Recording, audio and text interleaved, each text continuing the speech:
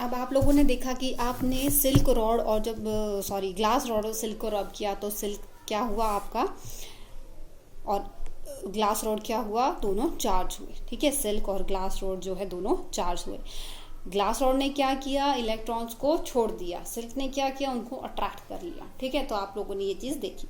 अब देखिए उसके बाद जो आपके पास चार्जेस हैं, दो टाइप के चार्जेस हैं। ठीक है, और चार्ज क्या है, आपकी फंडामेंटल प्रॉपर्टी है। ठीक है, चार्जेस क्या है, अभी हम बात कर रहे हैं चार्ज, उसने चार्ज लिया, उसने चार्ज दिया, तो चार्ज क्या है। ठीक है, charge is nothing but a fundamental property. ठीक है, it is the fundamental property of matter. ठीक है, charge is a fundamental property of a matter. ठीक है, अब देखिए, अब आप लोगों को इसकी प्रॉपर्टीज पढ़नी है। ठीक है, चार्ज की जो प्रॉपर्टीज हैं वो क्या प्रॉपर्टीज होती हैं। ठीक है, तो देयर आर 5 प्रॉपर्टीज। तो फर्स्ट प्रॉपर्टी आप लोगों को हमेशा से पढ़ते आ रहे हैं और पहले भी पढ़ा है कि अनलाइक जो है, अनलाइक चार्जेस क्या करेंगे, अट्रैक्ट करेंगे, और जो आपके पास लाइक चार्जेस हैं वो क्या करेंगे, रिपेल करेंगे। ठीक है, लाइक और अनलाइक का मतलब पता होगा आपको। लाइक मतलब जो सिमिलर चार्जेस हैं और अनलाइक मतलब जो आपके अपोजिट चार्जेस हैं।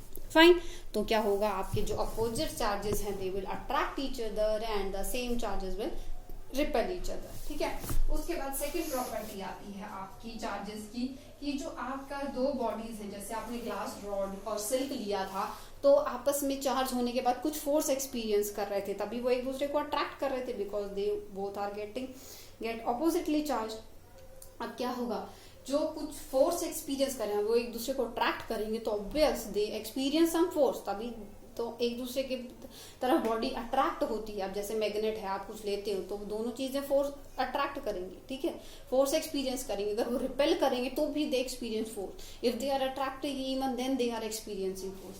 तो जो फोर्स एक्सपीरियंस करेंगे वो किस चीज पर डिपेंड करेगा, constant Q1 Q2 upon R square. ठीक है, Q1 Q2 क्या है आपके पास, चार्जेस ऑन द बॉडी। ठीक है, Q1 is the charge on first body and Q2 is the charge on second body and R is the distance between the two bodies. ठीक है, तो क्वेश्चन में भी asked that what is the relation between force and the distance between the two bodies. Then what you will say, that force is inversely proportional to the square of distance between them. That force is inversely proportional to the square of distance between them. And it is directly proportional to the product of charges on the both the bodies. ठीक है, directly proportional to the product of the charges on the two bodies. ठीक है, तो ये आपका क्या है, relation है, जिससे आपको पता चलता है कि आपका फोर्स कितना है। आप इसके बारे में ना 12th में पढ़ेंगे। ठीक है, और इसमें इसको हम बोलते हैं कूलम्स लॉ। ठीक है, क्या बोलते हैं हम इसको, कूलम्स लॉ, कूलम्स लॉ। ठीक है, हम इसको बोलते हैं कूलम्स लॉ।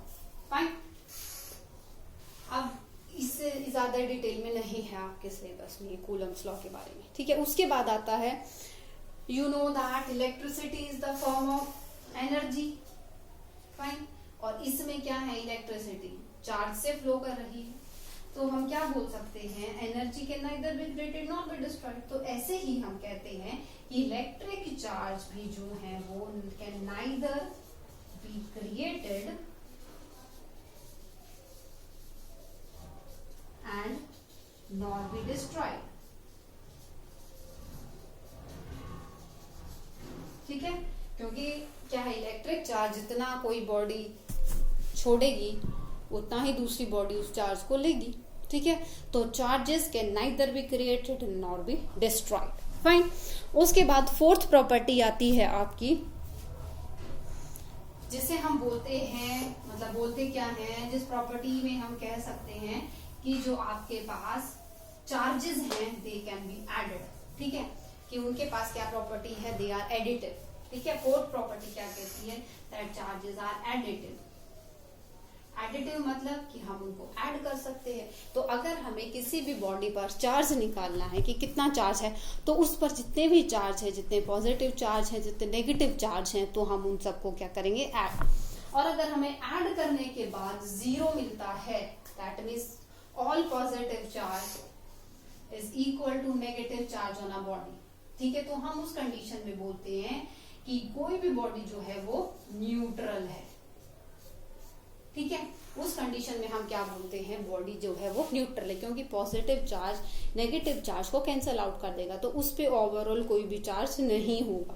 फाइन, तो क्या होता है कि जो ओवरऑल बॉडी होगी वो आपकी क्या हो जाएगी, न्यूट्रल हो जाएगी। ठीक है, उसके बाद आता है आपकी फिफ्थ प्रॉपर्टी। फिफ्थ प्रॉपर्टी क्या कहती है कि चार्ज आर क्वांटाइज्ड। ठीक है, चार्ज आर क्वांटाइज्ड। क्वांटाइज्ड का मतलब क्या है कि आपके पास, अब हम ये बोले कि आपके पास एक पेंसिल है, दो है, एक मार्कर है, दो मार्कर है, या एक पेन है, दो पेन है, you can't say that I have half pen, you can't say that I have 1.5 pen, और you can't say that I have 1/4 marker.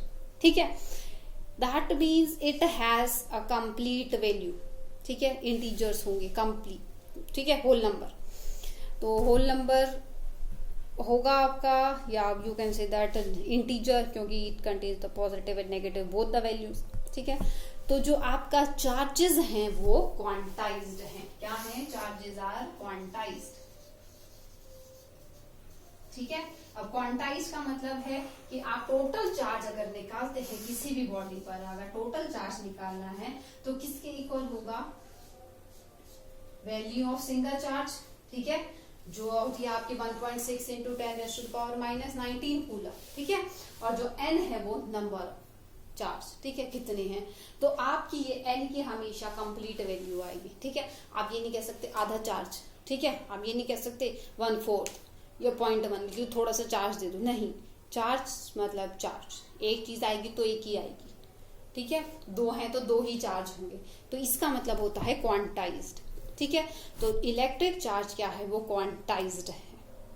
Fine, तो इसकी मिनिमम वैल्यू हो सकती है और इसकी मैक्सिमम वैल्यू हो सकती है, लेकिन क्या होगा, होल वैल्यू आएगी आपकी। ठीक है, कुछ भी वैल्यू हो सकती है, एन की कुछ भी वैल्यू हो सकती है, बट क्या होगा, आपका होल नंबर होगा, सॉरी कंप्लीट नंबर होगा। ठीक है, एक इंटीजर होगा आपका।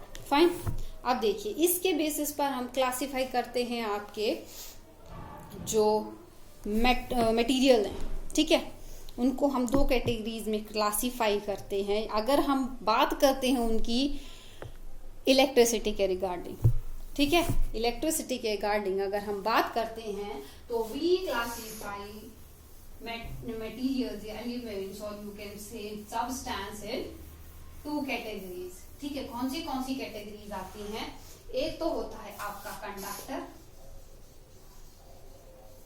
ठीक है, दूसरा होता है आपका क्या, इंसुलेटर। ठीक है, आप कंडक्टर क्या होते हैं, नाम से पता चल रहा है, कंडक्ट करते हैं जो the elements or substance through which electricity can pass, they are known as conductor, or you can say the element or substance which conduct electricity. ठीक है, ये क्या करते हैं, इलेक्ट्रिसिटी को पास होने देते हैं, they allow electricity to pass through them. और इंसुलेटर क्या करते हैं, they do not allow electricity to pass through them. ठीक है, do not allow passage of electricity, तो वो क्या होते हैं, आपके इंसुलेटर होते हैं।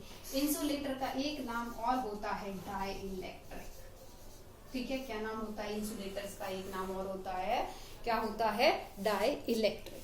ठीक है, अब देखिए जो इंसुलेटर्स होते हैं या जो कंडक्टर्स होते हैं, इन सब में चार्ज तो होता ही है। ठीक है, लेकिन क्या होता है, कंडक्टर्स में चार्ज इजीली फ्लो करता है और इंसुलेटर्स में चार्ज इजीली फ्लो नहीं करता। ठीक है, अब देखिए जो फ्री इलेक्ट्रॉन्स होते हैं वो इंसुलेटर में एब्सेंट होते हैं। ठीक है, फ्री इलेक्ट्रॉन्स नहीं होते इंसुलेटर में, फ्री इलेक्ट्रॉन्स नहीं होते। ठीक है, और जो कंडक्टर होते हैं उसमें फ्री इलेक्ट्रॉन्स जो होते हैं वो प्रेजेंट होते हैं। ठीक है, इन्हीं फ्री इलेक्ट्रॉन्स की वजह से they allow electricity to pass through them. ठीक है, ये फ्री इलेक्ट्रॉन्स ही होते हैं जो इलेक्ट्रिसिटी को पास करते हैं। ठीक है, जो आपका पूरा इलेक्ट्रिसिटी होगी वो एक जगह से दूसरे जगह पर जाएगी, वो इन्हीं की हेल्प से जाएगी, इलेक्ट्रॉन्स की हेल्प से। ठीक है। तो इलेक्ट्रिसिटी जो पास होती है वो इन्हीं फ्री इलेक्ट्रॉन्स की वजह से पास होती है, ठीक है। और जो इंसुलेटर्स होते हैं उनमें फ्री इलेक्ट्रॉन्स नहीं होते, ठीक है। क्या होता है इसमें, इंसुलेटर्स में फ्री इलेक्ट्रॉन्स नहीं होते, ठीक है। अब देखो इसी रीजन की वजह से, अब इंसुलेटर में फ्री इलेक्ट्रॉन नहीं है, ठीक है। इसी रीजन की वजह से इंसुलेटर्स क्या है, they can easily B charged by friction, ठीक है। Insulators can easily B charged by friction, ठीक है। तो इसी रीजन की वजह से इंसुलेटर्स को हम रब करके चार्ज कर सकते हैं, फ्रिक्शन ही तो है, ठीक है। जब ग्लास रॉड को आपने सिल्क से रब किया था तो ग्लास रॉड में क्या था, इंसुलेटर थी ना ग्लास रॉड, ठीक है। तो क्या आपने उसको रब किया तो क्या हुआ, वो चार्ज हो गया, ठीक है। अब देखिए जो आपके पास कंडक्टर होते हैं चार्ज वो भी हो सकते हैं, बट उनके लिए हमें एक इंसुलेटर की हेल्प चाहिए, ठीक है। इंसुलेटर तो अपने थ्रू पास होने ही नहीं देंगे, लेकिन जो कंडक्टर है अगर हमें चार्ज उस पर होल्ड करके रखना है तो हमें उसको एक इंसुलेटर से अटैच करना पड़ेगा, ठीक है, ताकि जो उस पे चार्ज आया है उसको फ्लो करने के लिए रास्ता ना मिले, ठीक है। इंसुलेटर अगर रास्ते में आएगा तो जो चार्ज हुआ है उस पर वो फर्दर फ्लो नहीं कर पाएगा, ठीक है। तो इसलिए हम कंडक्टर को चार्ज करना है तो हमें इंसुलेटर बीच में लाना पड़ेगा, फाइन। क्योंकि अगर हम इंसुलेटर को बीच में नहीं लाएंगे तो अगर हमने किसी भी कंडक्टर को अपने हैंड में लिया तो क्या करेगा, वो इलेक्ट्रॉन्स को हमारे थ्रू पास करा देगा, तभी तो हमें शॉक लगता है ना। अगर हम किसी भी कोई भी लापरवाही करते हैं तभी तो बोलते हैं कि रबर शूज पहनने चाहिए while we are doing some electric work, why, because rubber is the insulator. वो क्या करेगा, अगर कोई चार्ज आता है तो आपकी बॉडी के थ्रू वो अर्थ में नहीं जा पाएगा, उसको कंडक्टिंग पाथ नहीं मिलेगा, ठीक है। वो सर्किट क्या होगा, ब्रेक डाउन हो जाएगा, ठीक है। लेकिन क्या है, एक लिमिट तक, ऐसा नहीं है कि आप बहुत हाई टेंशन का वायर लेंगे तो आपको करंट नहीं लगेगा, नहीं, छोटा मोटा करंट अवॉइड किया जा सकता है, ठीक है। तो क्या है, ये आपके दो टाइप के सब्सटेंस की क्लासिफिकेशन है, जिसको हम ये बोल सकते हैं हमने किस पर क्लासिफाई किए हैं, on the passage of electricity, that they will conduct electricity और नॉट, ठीक है। अब देखो आपके जो सिलेबस में आपको पढ़ना है वो करंट इलेक्ट्रिसिटी है, दैट मीन्स आप मोशन ऑफ चार्जेस के बारे में पढ़ेंगे, ठीक है। चार्ज फ्लो कर रहा है, आपके सिलेबस में क्या पढ़ना है, मोशन ऑफ चार्ज, ठीक है। आपको क्या करना है, क्या है आपके सिलेबस में, मोशन ऑफ चार्ज, ठीक है, जिसे हम बोलते हैं करंट इलेक्ट्रिसिटी, ठीक है। मोशन ऑफ चार्ज जिसे हम बोलते हैं करंट इलेक्ट्रिसिटी, ठीक है। That means charges are moving, that is in your syllabus.